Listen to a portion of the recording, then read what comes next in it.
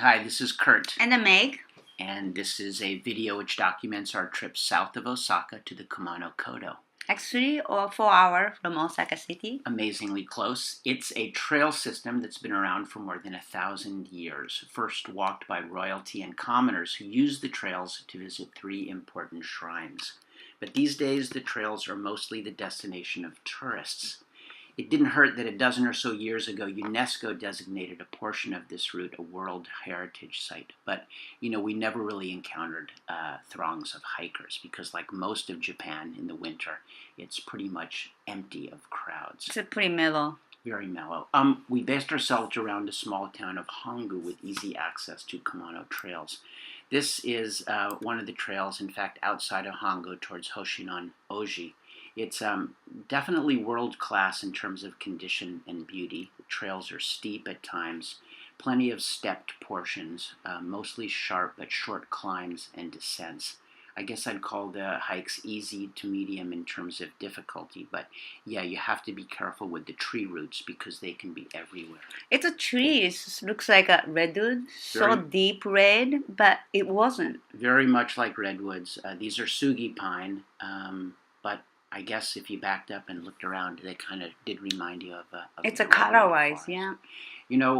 What's interesting about the Kumano trails are the number of surviving artifacts on the trail, from small shrines to guideposts to little offering spots. This is a tea house. Which we passed a couple of tea houses abandoned. This is a sign for that direction. A rock stele 700 years old, and here one of the shrines that people would leave offerings in. Of course, I have to hug every tree I find. And after the long trail, we go to the Hongu and have a quick bite. Yep, here is a great egg donbori.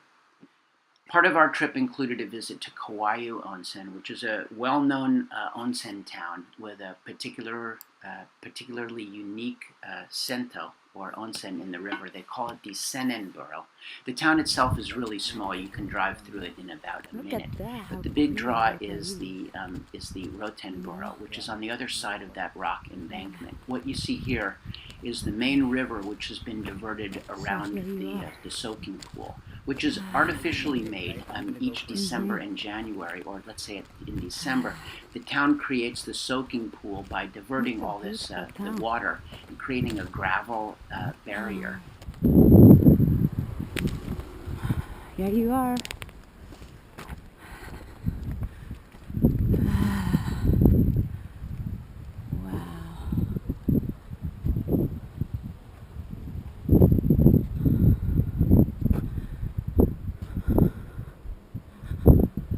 So clear color. Okay. The barriers that you see are set up as to designate a changing area, but it's very informal. In Kawayu, you can change your clothes anywhere. Most people use bathing suits. A few people will still swim without them. Actually, you can cross the street. They do have an official changing clothes room. If you're super shy, no problem. Oh, yeah. Right? Yeah. Why not? The water itself, hot, about 42 degrees Celsius. Super pleasant when you're out there and you're scooting around on your butt. You can actually find the perfect temperature because you can feel the water percolating up from the hot springs below. It's hot in some places, cold in other places. You just find yourself the most comfortable part of the open air onsen. It's confusing because it seems like a summertime, but it is 1 degree Celsius, like 32. You can't tell when you're up to your neck in this hot water. It just feels beautiful and hot and soothing. How was it? It was great. Hot water, really relaxing. My muscles don't feel like they're perfect, but they're in better shape than they were. Almost ready for more hiking. So we wrapped up our 4-night stay in Kawayu and Hongu. One night with a $2 sento, the local sento at Kawayu, and a local izakaya where we had sake and some great stuff from the kitchen, some agedofu, tofu, oden. And then always at night, it's back to the van and a good night's sleep. Yeah, we had a cold but nice sleep. Okay. Until next time.